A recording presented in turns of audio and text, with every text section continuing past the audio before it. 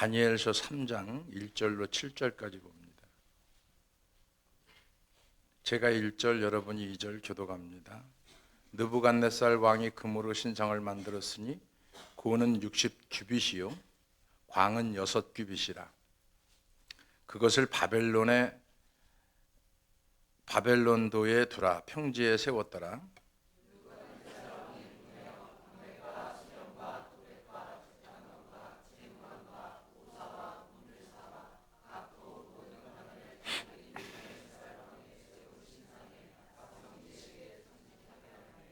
이에 방백과 수령과 도백과 재판관과 재무관과 모사와 법률사와 각도 모든 관원이 느부갓네살 왕의 세운 신상의 낙성 예식에 참집하여 느부갓네살 왕의 세운 신상 앞에 서니라.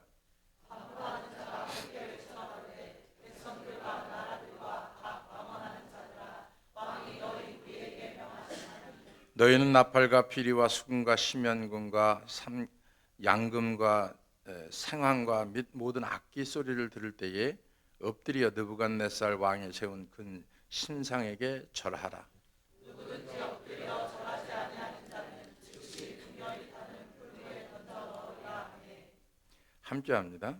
모든 백성과 나라들과 각 방언하는 자들이 나팔과 피리와 수금과 사명금과 양금과 이 모든 악기 소리를 듣자 곧 느부갓네살 왕이 세운 그 신상에게 엎드려 절하니라. 할렐루야. 교만한 자의 불행이라고 하는 제목을 가지고 은혜를 나누고자 하는데, 오늘 본문에 보면 사실 그 느부갓네살 왕이 이런 행동이 잘 이해가 안 가는 것이, 앞부분 2장 말미에서 보면은 47절인데 왕이 대답하여 다니엘에게 이르되 너희 하나님은 참으로 모든 신의 신이시요 모든 왕의 주제시로다. 내가 능히 이 은밀한 것을 나타내었으니 네 하나님은 또 은밀한 것을 나타내시는 자시로다. 이렇게 고백을 합니다. 즉 다시 말하면 느부갓네살 왕은 은혜를 받아서 이런 고백을 했던 거죠. 즉 다시 말하면 그거예요. 주는 살아계신 하나님이요. 이런 고백이죠. 참 놀라운 고백을 그 느부갓네살 왕이 했어요. 이 상황을 보면은 그 캄보디아 신학교 강의할 때 예수 안 믿고 하나님이 누구인지도 모르는데 강의를 듣다가 회개하고 눈물을 흘리며 치료받고 하나님을 고백하는 것을 보면은 성령께서 분명히 그에게 은혜를 주셔서 가능한 일이다. 쉽게 표현하면은 느부갓네살 왕이 이런 은혜를 경험했어요. 그러기 때문에 은혜 받고 너희 하나님은 참으로 모든 신들의 신이고 모든 왕의 주제시라고 감격의 고백을 했던 느부갓네살 왕이 바로 뒤에서 뭘 만드냐면은 금신상을 만들어서 절을 하게 만든다는 거죠. 느부갓네살의 이런 모순된 모습에 주목된 그 이유는 현실적으로 교회 안에서 이런 모습을 볼 수 있다는 거죠. 간혹 유명인이 극적인 변화를 경험했다고 간증 집회를 열기도 하고 은혜를 선포하고는 얼마 안 가서 전혀 다른 모습을 보이면서 더 큰 실망을 주는 경우가 허다하다는 거죠. 그럴 수 있는 것이 우리 인간이다. 그럴 수 있는 것이. 그래서 돌변한 느부갓네살의 모습이 굉장히 흥미롭게 다가온 게 뭐냐면, 인간에게 변화가 어려운 두 가지 성품 때문에 인간이 변화가 안 되더라는 거죠. 오늘 본문에서 보면 왜 변화가 안 되냐면 인간이 가지고 있는 두 가지 성품 때문에 변화가 안 되고 행동이 안 되고 믿음이 안 자라고 은혜를 못 받고 그러는 거예요. 느부갓네살 왕이 이런 어처구니 없는 일을 저지른 첫 번째 이유는 은혜의 감격을 경험하고도 여간에서는 잘 변하지 않는 두 가지 성품인데, 그 두 가지 성품이 뭐냐면 교만이라고 하는 것과 자기 과시라고 하는 거죠. 첫 번째 그 성품이 교만과 자기 과시라고 하면, 성경이 이 사건을 기술하면서 무엇을 강조했는지 초점을 두고 살펴보면은 3장 1절을 좀 보면 나오는데, 60규빗을 미터로 환산을 하면은 대략 27m가 됩니다. 대략 지금으로 보면 한 10층 규모의 건물 높이의 정도라고 보면 되는데, 고층 건물이 없었던 그 당시에 27m짜리 금신상이 우뚝 선 모습을 상상해 보면은 그 규모가 어느 정도였는지 짐작해 볼 수 있죠. 2절에서 무엇을 강조하느냐면은 그냥 간단하게 낙성식에 많은 사람을 초청했다라고 하면 될 텐데, 5절과 2절과 연결해 보면은 지금 금신상의 크기를 강조하면서 초청한 사람들과 동원된 악기를 계속해서 열거하고 있는 것을 얘기하는데, 무슨 얘기냐면은 더 큰 규모를 강조하고 있는 거죠. 느부갓네살이 원하고 노리는 것은 교만한 마음에서 비롯된 자기 과시죠. 나는 이러이러한 사람이 왔고 27m 되는 금신상을 만들었다. 그리고 모든 악기를 동원해서 이런 부분들이 내면적으로 나타난 부분이 아니고 표면적으로 내면적으로 나타난 부분이 뭐냐면 자기 과시라는 거죠. 이게 교만이죠. 이런 느부갓네살의 모습을 보면서 새삼 느끼는 것이 뭐냐면, 현실적으로 목회 현장에서 사람들의 모습을 발견하게 되는 것은 뭐냐면, 인간 내면에 도사리고 있는 교만의 뿌리가 진짜 얼마나 깊은지를 깨달는 부분인데, 아담과 하와가 범죄의 출발 자체가 뭐냐면 내가 하나님처럼 되리라 라고 하는 교만에서부터 시작됐어요.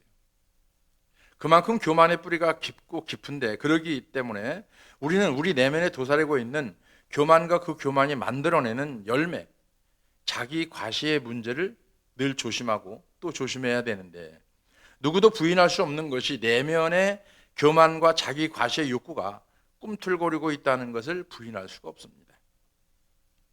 겸손으로 시작해도 교만으로 끝날 수 있죠. 구약의 사울 왕을 보면은 출발은 참 겸손했습니다. 9장 사무엘상 9장 21절에 보면 사울이 대답하여 이르되 나는 이스라엘 지파의 가장 작은 지파 베냐민 사람, 내 가족은 베냐민 지파 모든 가족 중에 가장 미약한 사람,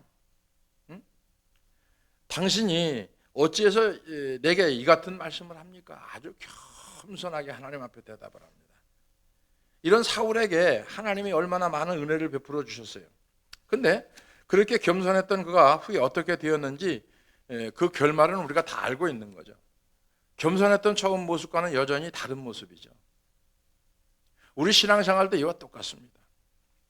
사무엘상 15장에서 아말렉과 전투에서 승리한 이후에 사울왕이 무엇을 세우느냐면, 사무엘상 15장 12절에 보니까 사무엘이 사울을 만나려고 아침에 일찍 일어났더니 어떤 사람이 사무엘에게 말하여 이르되 사울이 갈멜에 이르러 자기를 위하여 기념비를 세우고. 지금 처음에 얘기했던 사울의 모습과 15장 12절에서 얘기하고 있는 누구를 위해서? 자기를 위해서 기념비를 세우고. 금방 은혜 받았다고 고백한 사람이 자기 과시를 위해서 기념비를 세운 거죠. 진짜 이해하기 어려운 것이 사무엘상 15장 초반에는 그 전쟁은 전적으로 하나님이 명령하시고 주관하는 전쟁이었는데, 모든 전쟁이 그렇지만 특별히 이 전쟁에 대해서는 더 강조를 하죠. 그렇다면 전쟁에서 승리한 후에 누구를 위한 기념비를 세워야 됩니까? 하나님을 위한 기념비를 세워야 되는데, 그런데 사울은 자기를 위해서 기념비를 세웠어요. 겸손하기 시작했고 겸손한 자에게 은혜가 임했었는데, 시간이 지나니까 어느새 교만이 올라와 자기를 위한 기념비를 세우는 자가 되었습니다. 자기를 위해 금신상을 세웠던 느부갓네살과 똑같은 양상이 사무엘상 15장 사울에게 나타나는 거죠. 그렇기 때문에 우리는 늘 점검해야 되는 부분이 뭐냐면, 내버려 두면 저절로 자라는 게 잡초예요. 그래서 내버려 두면, 뒤돌아보지 않으면, 날마다 점검하지 않으면 잡초마냥 자라는 게 뭐냐면 인간의 마음의 교만입니다. 교만이 만들어내는 열매가 뭔지 아세요? 자기 과시입니다. 드러내려고 하는 거죠. 교만이 딱 들어오면 자기는 몰라요, 교만이. 근데 조금 있다 보면 자기 과시가 드러나기 시작합니다.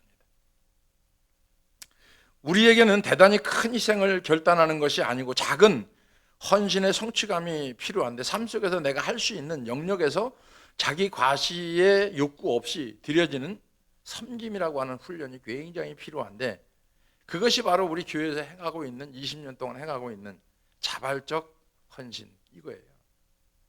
교만을 잘라버리고 자기 과시를 잘라버리게 할 수 있는 신앙의 가장 기본적인 틀, 인간의 욕심과 욕심이 어우러져서 끝없이 드러나고 있는 교만을 잘라버리기 위해서 시작하는 것이 바로 이겁니다. 그래서 우리 교회에서는 처음부터 주부의 헌금 싫지도 않고 누가 헌신해도 광고도 안 하고 누가 뭘 해서 헌금해서 교회를 세웠다 해도 광고 안 합니다. 그거를 해서 시험 들었다 하더라도 얘기를 하면 자기 과시가 나타나는 거거든요. 교만한 마음이 싹트고 있어서 그걸 얘기하길 원하고 있고 바라길 원하고 있고 남들이 자기를 다 알아주길 원하고 있고 사실 교만과 자기 과시라는 태도 속에는 그 속에 뭐가 있냐면 두려움이라는 게 있거든요. 감정이 자리 잡고 있을 때 애가 많은데 본문의 느부갓네살 왕도 마찬가지죠. 2장 후반절에서 다니엘이 느부갓네살의 꿈의 내용과 그 해석을 들려주는데 그가 왕으로 있는 바벨론 제국이 흥왕에 대한 예언이 선포됩니다. 그것이 그를 두렵게 했던 거죠. 그러니까 그 위대한 나라가 망한다는 거예요. 그 두려움이 창조주이신 하나님께 가까이 나아가는 것으로 나타나지 않고 내가 하나님보다 뭐가 부족해서 나의 위대한 근심상을 한번 봐봐 라는 자기 과시로 나타나게 된 거죠. 그러니까 두려움이 있을 때 하나님 앞에 나가면 되는데 그 두려움이 있을 때 하나님 앞에 나가지 않고 자기 과시로 드러난 부분이 금신상을 만들게 된 거죠. 인간의 자기 과시 이면에는 항상 열등감이나 두려움이 도사리고 있는 거죠. 열등감. 내가 저 사람보다 분명히 나은데 못한 게 뭐가 있는데 나는 왜 이래야 되고 저 사람은 저래야 돼. 열등감. 이것이 두려움 속에 있는 거죠. 그 두려움 속에는 뭐가 자리 잡고 있느냐면 인간의 감정이라는 게 자리 잡고 있는 거죠. 내가 못한 게 하나도 없어요. 다 잘났어요. 저거보다 못한 게 없어요. 저 사람보다 못한 게 없어요. 근데 나는 왜 이렇게 살아야 돼? 교만이죠. 인간의 자기 과시 이면에 항상 그런 열등감이나 두려움이 있다는 사실을 기억해야 되고 그렇기 때문에 느부갓네살 왕처럼 과도한 자기 과시로 똘똘 뭉친 사람은 사실 어떻게 보면 불쌍한 사람이라고 볼 수 있죠. 아주 불쌍한 사람. 사울 왕이 전쟁에서 이긴 후에 자기를 위한 기념비를 세우는 허세를 부린 것도 그 근본적인 내면의 뿌리를 살펴보면은 느부갓네살 왕이 두려움이죠. 우리가 알다시피 사울은 죽을 때까지 다윗을 견제하며 왕인데도 불구하고 체면까지 던져버리고 비열한 짓을 저질렀어요. 최고의 권력을 가진 그가 아직 어린 다윗을 상대로 그렇게 할 이유가 전혀 없는데도 불구하고 사울 왕이라고는 직책이 있는데도 불구하고 아주 어린 목동 그 다윗에게 질투를 느끼고 그죠? 그래서 끝까지 평생을 다윗을 괴롭히고 살아갑니다. 그건 뭡니까? 두려움이죠.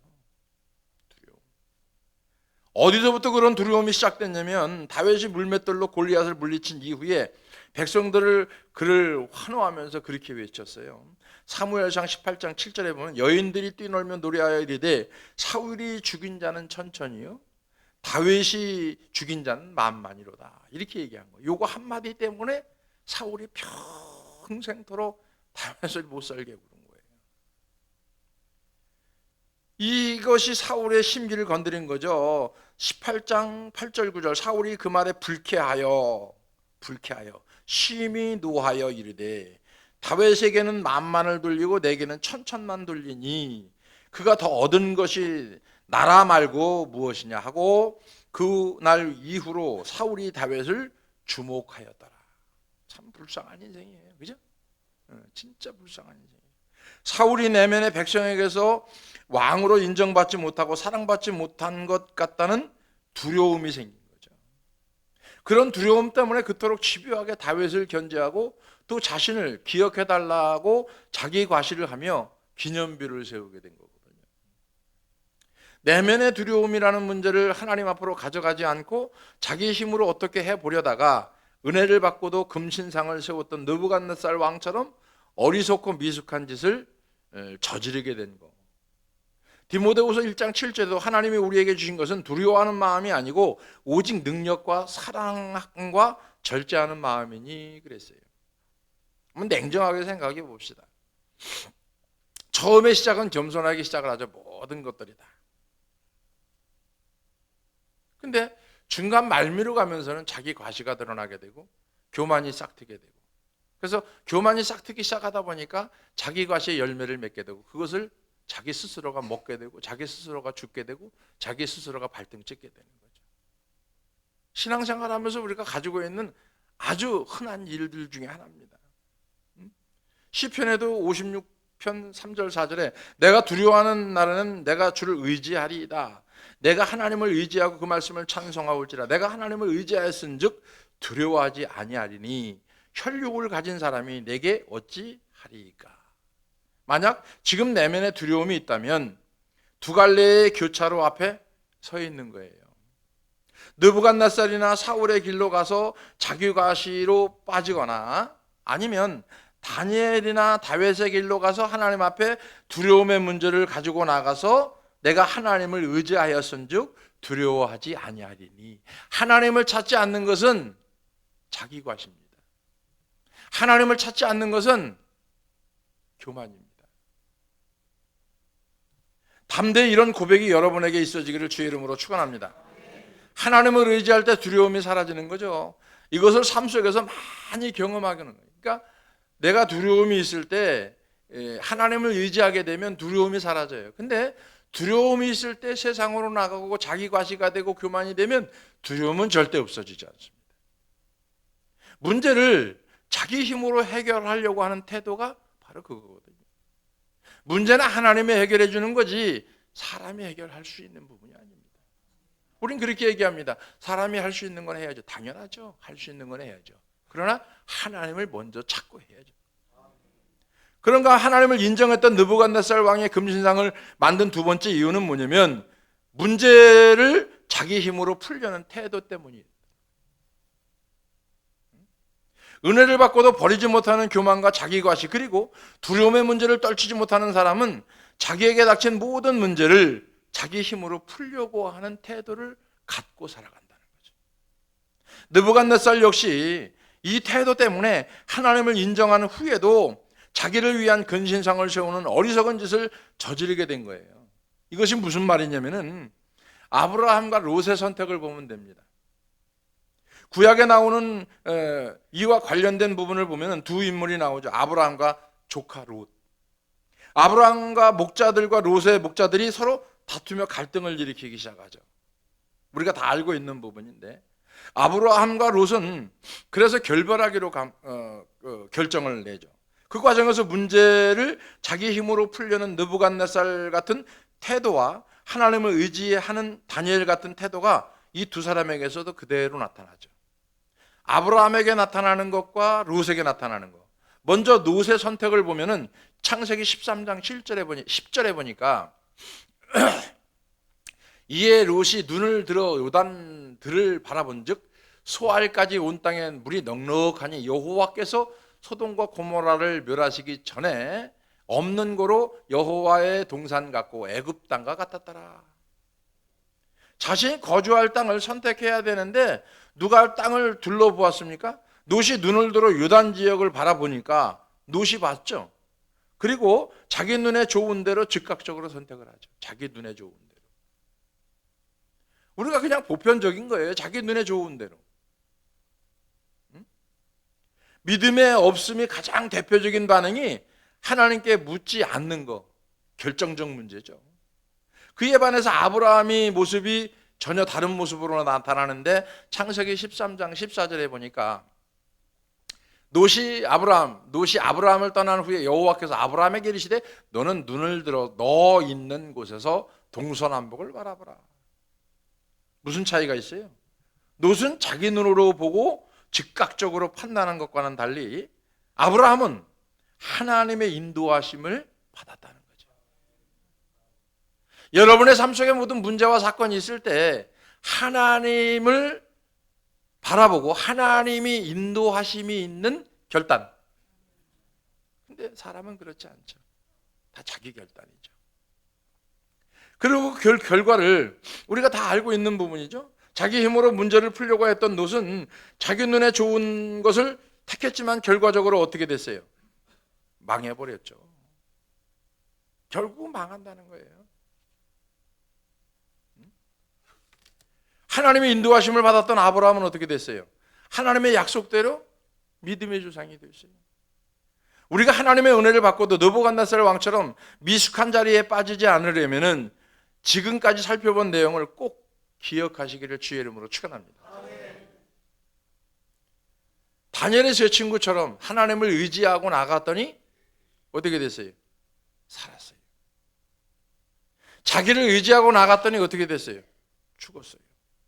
교만과 자기 가시의 두려움이라는 감정을 하나님 앞에 가져가야 하는 한편 맞닥뜨린 문제를 자기 힘으로 풀려는 태도를 내려놓고 하나님의 주권을 인정할 수 있는 신앙생활이 되기를 주의 이름으로 축원합니다.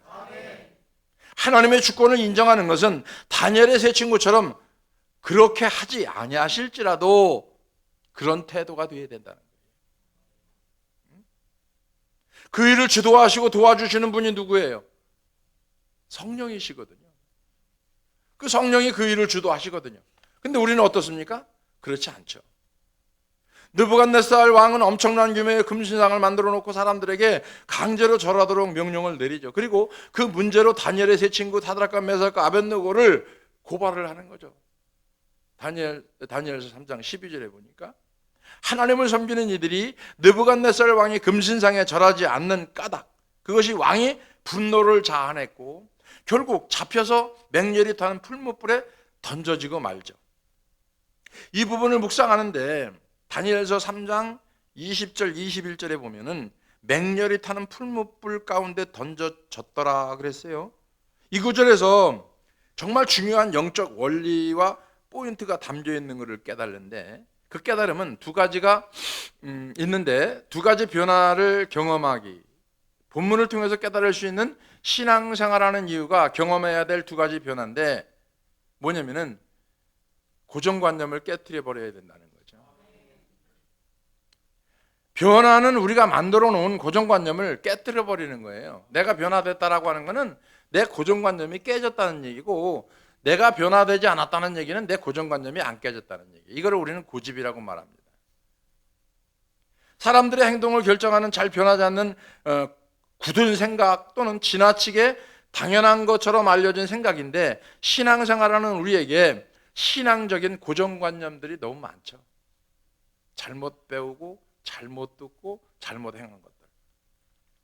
그 부분이 요한복음 11장에서 나오는데 마르다의 이야기를 예로 들어보면은 마르다의 오빠가 병으로 시름시름 앓다가 죽었어요. 죽은 지 벌써 나흘이나 됐어요. 예수님이 오셔서 죽은 오빠를 살려주겠다고 얘기를 했어요. 요한복음 11장 39절에. 근데 여기서 마르다가 가진 고정관념, 즉 마르다가 가지고 있던 지나치게 당연한 것처럼 알려진 생각이 뭐냐면은 우리 오빠가 죽기 전에 예수님이 오셔서 오빠의 병을 고쳐줘야 되는데, 그게 고정관념이거든요. 우리가 가지고 있는 거. 고난 당하기 전에 고쳐줘야 되는데, 사고 나기 전에 사고 안 나게 해줘야 되는데, 다치기 전에 다치지 않게 해줘야 되는데, 이게 고정관념이죠. 우리의 고정관념. 죽으면 끝이라는 거예요. 마르다가 생각한 게 뭐예요? 지 오빠가 죽었어요. 끝났다는 얘기예요. 이것이 고정관념에 설정된 우리가 가지고 있는 데드라인입니다. 근데 이런 일이 일어나지 않고 오빠가 죽어버렸어요. 이 고정관념이 너무 크다 보니까 주는 그릇이요라고 고백했음에도 불구하고 예수님이 죽은 오빠를 살려주겠다고 했을 때 뭐라고 얘기합니까? 마르다가 소용없는 일입니다. 하지 마세요. 죽은 지 나흘이나 됐습니다. 이렇게 얘기합니다. 죽은 오빠가 죽은 지 벌써 나흘이나 됐는데, 이게 무슨 얘기예요? 고정관념이죠. 죽었어요, 예수님. 못 살려요. 안 된다는 거예요. 끝났다는 거예요. 다니엘서 3장의 본문을 보면은 이런 시선으로 다가가 보면은 우리가 오늘 느부갓네살 왕이 가지고 있던 교만과 자기가시, 그다음에 하나님을 의지하고 하나님께 맡기고자 하는, 하나님을 의지하고자 하는 마음이 없고 자기가 그 문제를 풀어가려고 하는 고정관념, 이것 때문에 인생이 힘들고 어려운 거예요. 결국은 그 마지막은 뭡니까? 망하는 거예요. 죽는 거예요. 오늘 들은 말씀을 여러분들이 잘 기억하고 되새겨서 2020년도가 여러분이 은혜로운 한 해가 되기를 주의 이름으로 축원합니다. 기도합니다. 고마우신 아버지 하나님 감사합니다. 오늘도 부족한 종을 통해서 다니엘서 3장을 상고해 봤습니다. 하나님, 우리에게 있는 교만이 열매로 나타나는 것이 자기과시고, 두 번째로 보면은 하나님을 의지하고 하나님의 인도를 받아야 되는데 문제를 자기가 풀려고 하는 것입니다. 그것의 마지막이 고정관념인데 우린 그 설정된 살아가는 삶 속의 데드라인을 벗어나지 못하고 변화받지 못하는 이유가 이미 그 고정관념에 너무 익숙해 있습니다. 그럼에도 불구하고라고 하는 다니엘의 고백처럼, 그리 아니하실지라도 라고 하는 그 다니엘의 세 친구의 고백처럼 우리는 거기까지 가야 되는데 거기까지 가지 못합니다. 왜냐하면 마르다가 가지고 있는 고정관념 때문입니다. 그 고정관념은 자기 과시에서, 교만에서 드러나게 되어 있습니다. 오늘 말씀을 토대로 해서 1년을 행복하게, 즐겁게, 기쁘게, 은혜롭게 살 수 있는 말씀이 되게 하여 주시고, 교만한 자의 불행이라고 하는 말씀 제목처럼 우리가 교만한 사람이 되어서 불행한 사람이 되지 않기를 원하며, 하나님께서 계획된 모든 것을 알기에 부족함이 없도록 은혜 위에 은혜를 놓아야 주시옵소서. 감사를 드리며 예수님의 거룩하신 이름으로 축복하며 기도하옵나이다.